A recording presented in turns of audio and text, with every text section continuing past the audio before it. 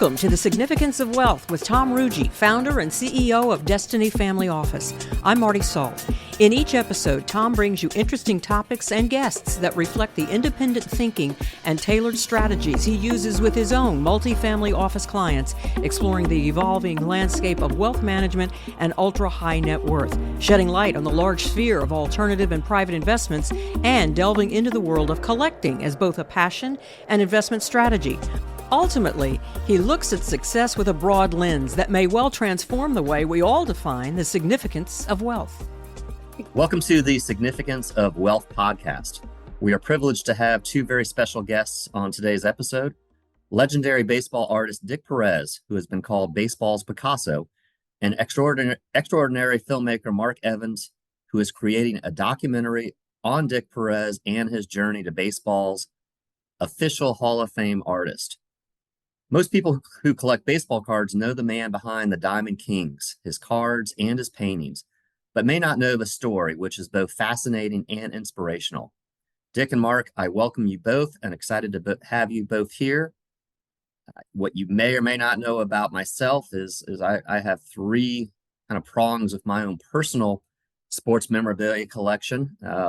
One is the autographed sports cards. Second is one-of-a-kind type game-used memorabilia. And then third is artwork. I have about 50 pieces of sports memorabilia original artwork. And Dick, about 35 of those 50 are your works of art. So I've been a big collector and a big fan of you for many years. Dick, tell us a little bit about your coming to the United States. You know, what was it like growing up in New York as a youngster, and what impact did baseball have on you as a kid?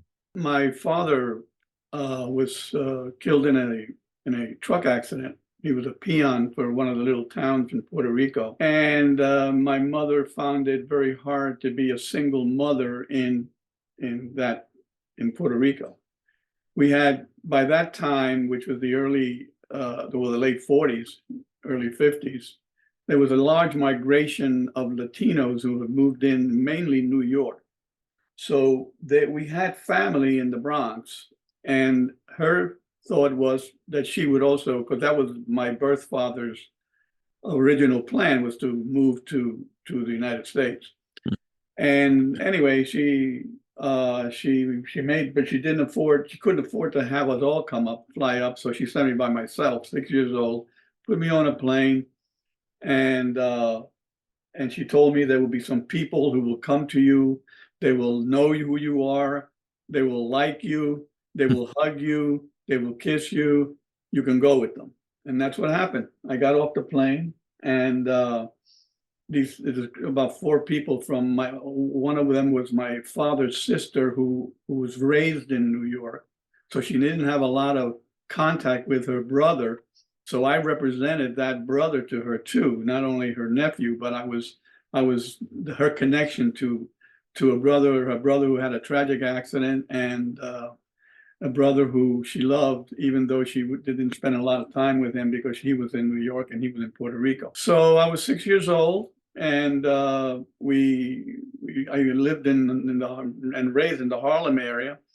And what I've always said is that baseball was kind of the gateway, because I didn't know baseball was not known to me in Puerto Rico at 6 years old. But I became somehow aware of it in New York, and that's what all the kids in the blocks and in Harlem in the playgrounds and what they did, played softball, baseball, stickball, punchball, and those were the days. Yeah, and I started to do that, and even though it took me a little while, I was amazed how I wasn't taught to speak English. You just learn it. When you're that young, your mind is half empty, and you can accumulate a bunch of language words that you couldn't do before.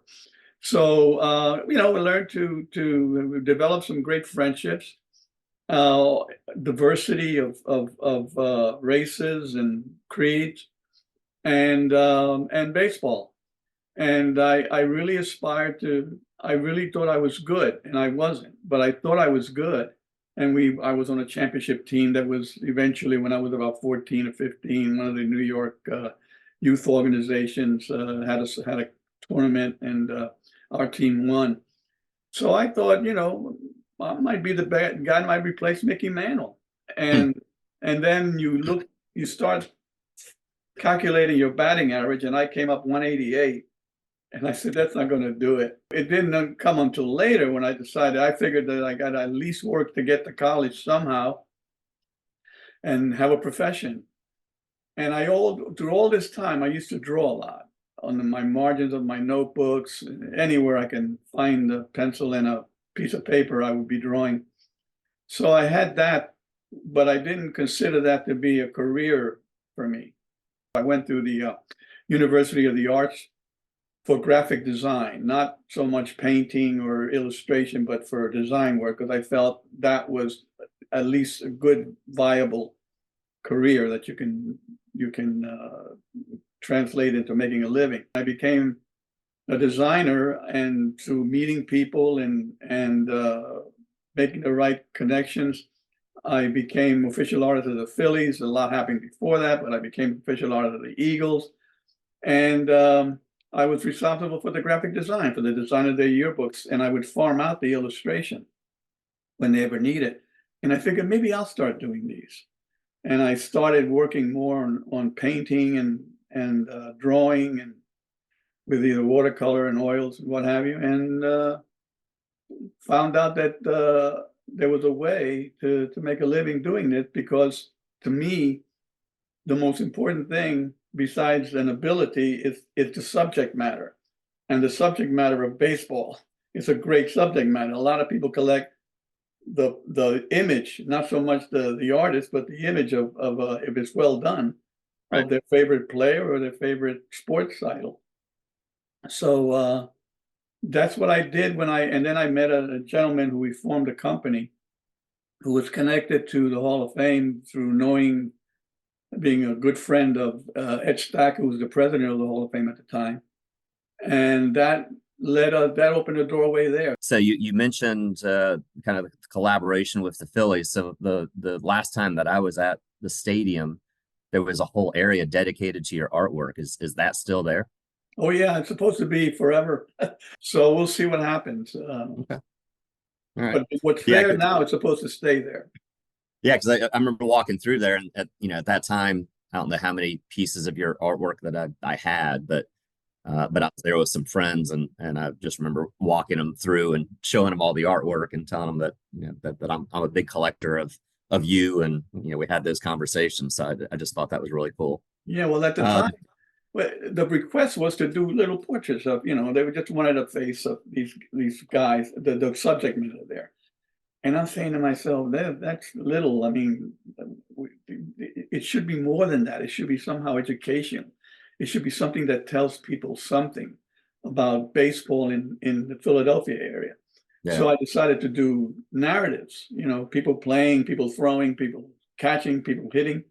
And that's why you have the large paintings, and they were okay with that. Moving from Puerto Rico to New York as a child and falling in love with baseball, just like I did. Were you a Yankees fan, or were you? I think at that point, Brooklyn Dodgers were still probably there in New York. Who was your team? And the Giants too, Willie Mays. Oh, that's right, the Giants too. Yeah. The Yankees were my team. Mickey Mantle, he was my idol.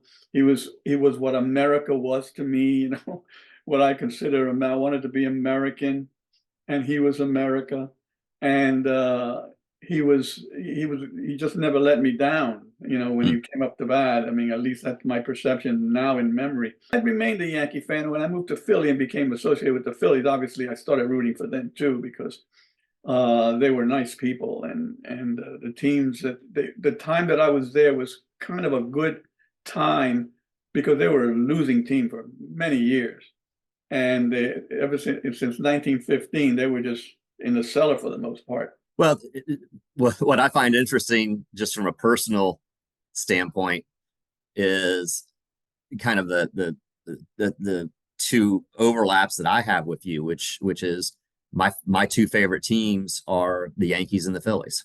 Oh, and the reason behind that the reason the Yankees are my favorite team is because when I started getting into baseball, like you, my best friend was from New York, and he was so influential on, you know, getting me into baseball and collecting baseball cards and following the Yankees. And of course, this was this is around 1977 when, and the Yankees won the World Series that year and the next year. So they happen to be good at the same time. So I've always rooted for the Yankees ever since. Mm-hmm. And the reason the Phillies were my favorite team is because my dad is from the Pennsylvania, Philadelphia area, and I was born and lived in Clearwater, which is where the Phillies spring trained. So when I first started collecting autographs at 7 years old, it was at Jack Russell Stadium in Clearwater following the Phillies. So wow. So did you? I talk about baseball cards. Did you collect cards as a kid? I did. I was early spring, even earlier than spring. I mean, March or the beginning of the candy store started having the packets that smelled so good. And you're opening up. I never got a Mickey Mantle. I don't know if you ever got any Yankee that you admire or any Philly chummer, but I never got a Mickey Mantle card. No. And that was on the way home from school. There was a candy shop, and I would stop in there with a nickel or whatever it cost at the time, and get me my new cards. And then I don't blame my mother, but I don't know what happened to them. Yeah, the age-old story of the big box of baseball cards gets thrown away or given away, and something, now they could be worth hundreds of thousands of dollars. Yeah, I was talking to a friend who has a big collection, and he's got like 40,000 cards, and they're all from this. I'm thinking, wow, he's got to have some real gems in there, like from the 20s and 15s or whatever. And they're all from the 70s and 80s. And I said, well, and they're valuable. He said, you gotta understand that there have been kids who were born then, and now they're collecting cards, or they were very young and they had their heroes, and now I got these cards, and he's managed to find a buyer for them. But you tend to forget that, to me, obviously, collectible would be some like a Christy Mathewson image of in some card or something. Yeah, I'm not old enough to have gotten a Mickey Mantle, but I do remember wanting in 1979 when the top set was released.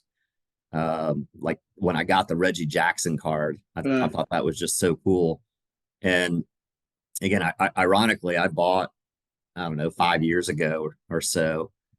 I went back, kind of retracing my youth, and bought a 1979 box of cards. Wow! So keep in mind, this is 40 years later, and I still kind of had that same feeling when I opened it up and found that Reggie Jackson card all these years later. So have you seen or know anybody that has any of your like early art work, maybe even prior to you becoming more dedicated solely to baseball? Is there any of that out there that you're aware of? No, you're one of the few. I don't think mine are early. Some of it is bought at auction. Some of it was sold by my partner, who took care of all that stuff. I know you do have that 1975 Phillies that you shared with me that you called the worst painting you've ever done. Oh, yeah, I have. I couldn't sell that. So you still have it? I still have it. Yeah, I have a neighbor who wants to be an artist, and he just keeps banging himself because he doesn't feel he's up to it. And I said, everybody starts poorly. Let me show you something, and it's a great tool to inspire somebody. See how bad this is, and I got a career. My question to you, Dick, is, after all the work that you've done, do you have a singular favorite piece? And if you don't, do you have a singular person, or subject that really excites you to paint? Yeah, I know, not singularly. I did a small palette knife painting, Chief Bender, And it was the first palette painting just with a palette knife that I done, and it turned out really well. So that's become I don't want to get rid of that one. And there are a few, but not one singularly, I guess. It's like somebody else does these things. I don't feel like that I'm responsible. I don't know. Maybe all artists are that way. Maybe writers are, they produce a masterpiece and they, how did I do that?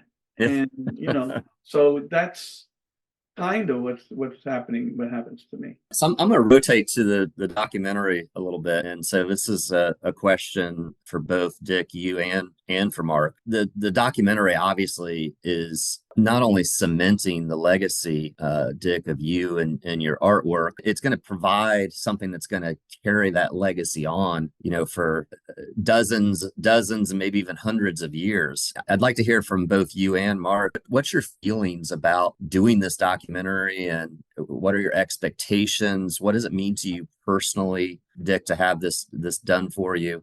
Yeah, it's still hard to think that it's happening. And I guess a lot of baseball artists can't say that, and I think it's also not just an art story, a baseball story, but it's also an immigrant.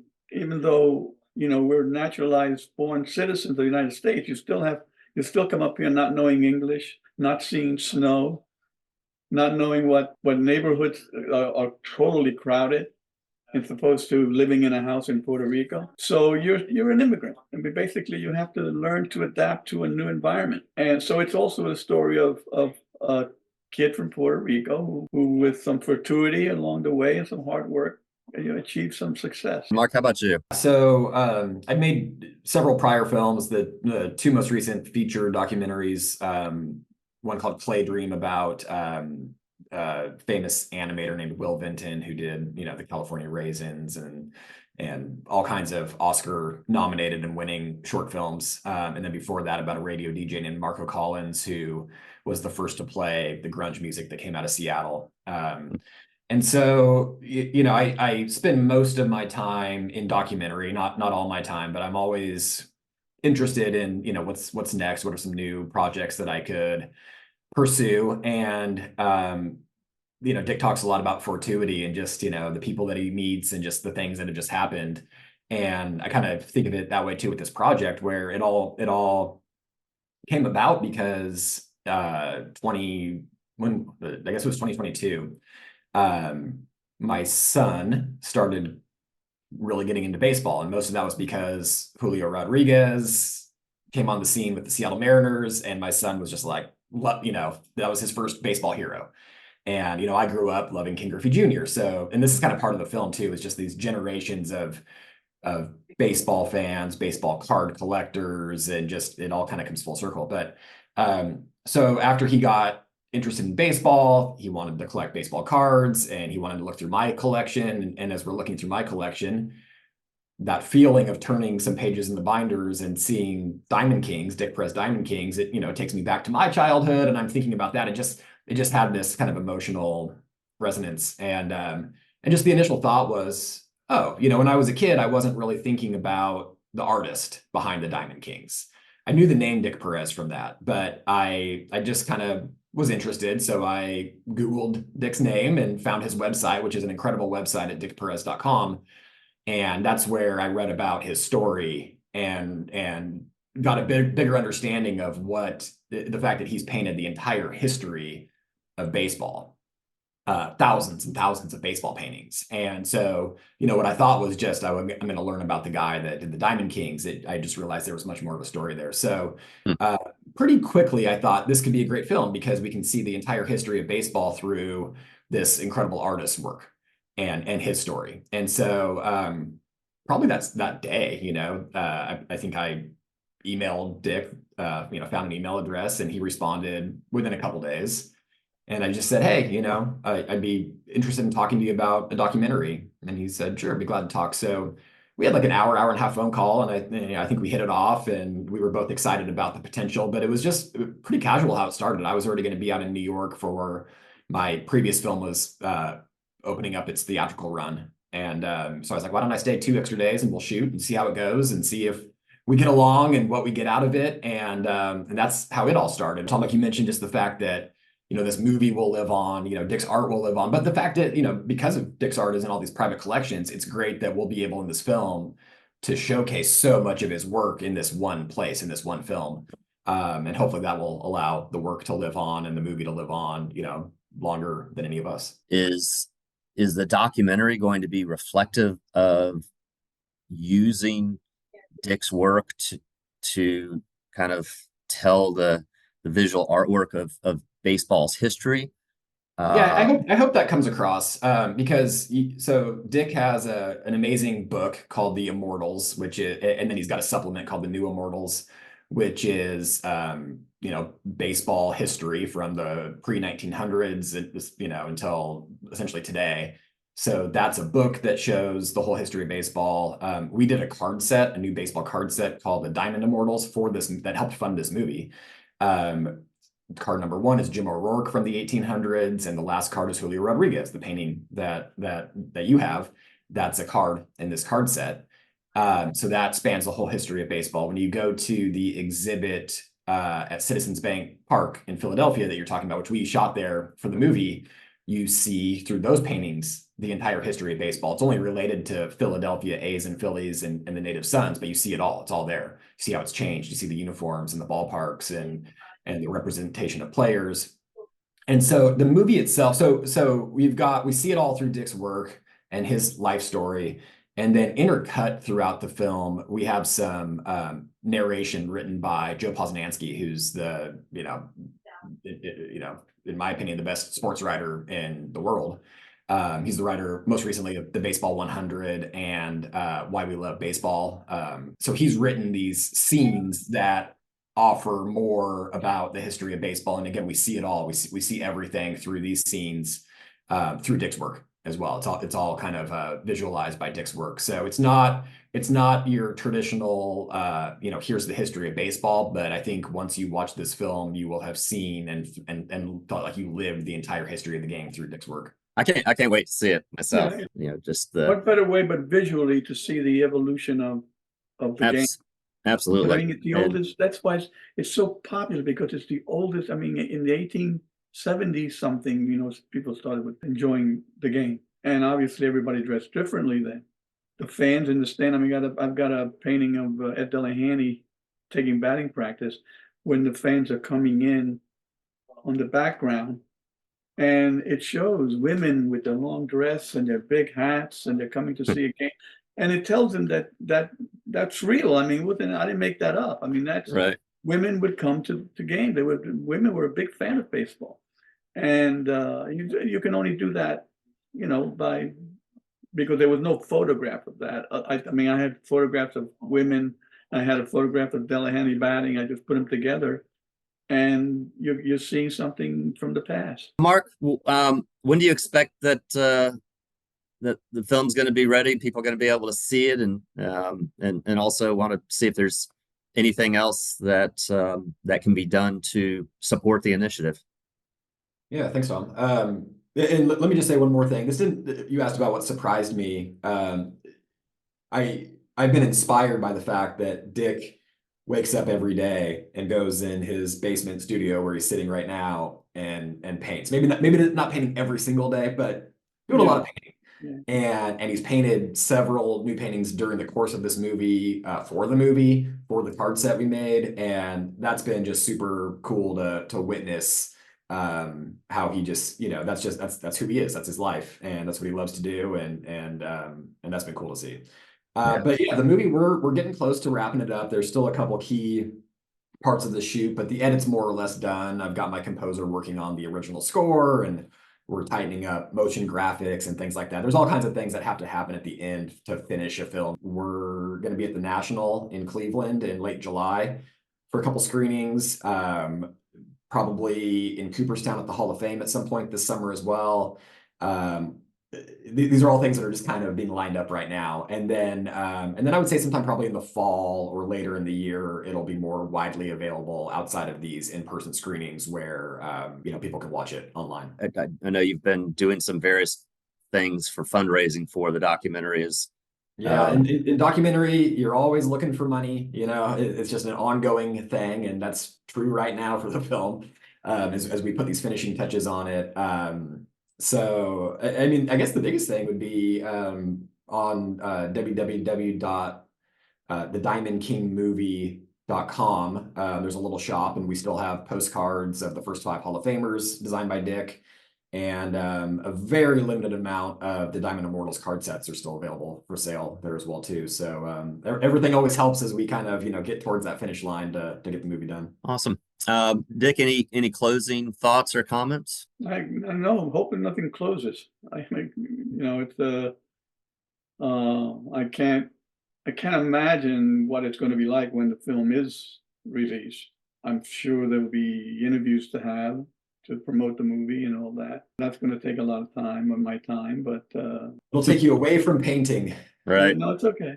Then you have to learn how to do it again. Yeah, anything to help Mark out, I would certainly do. Dick says, hope that nothing closes. It reminds me of a line in the movie by John Thorne, who goes way back with Dick. John Thorne's the official historian of Major League Baseball, and he was a tremendous interview.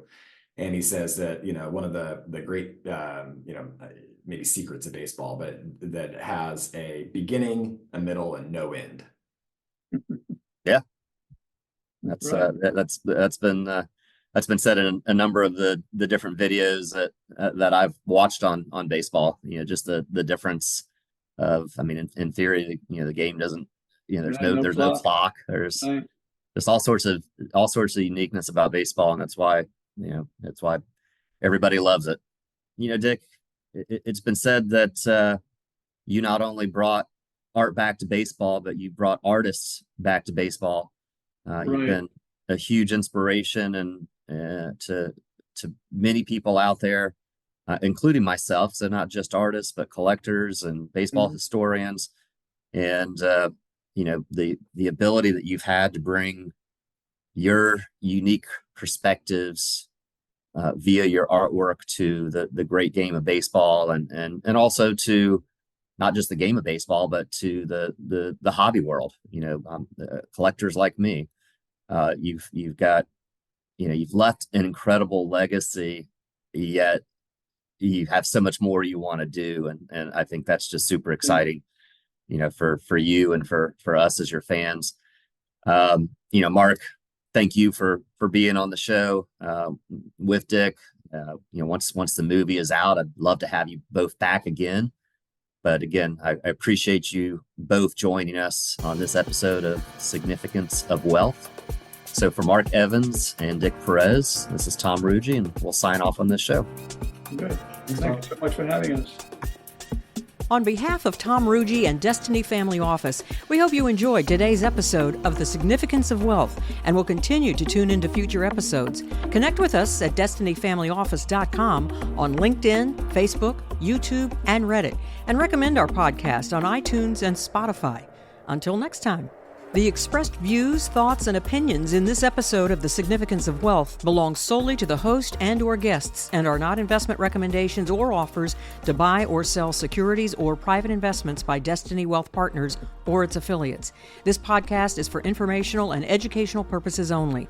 The funds discussed are typically for qualified purchasers, defined as $5 million of investment net worth, exclusive of primary residence.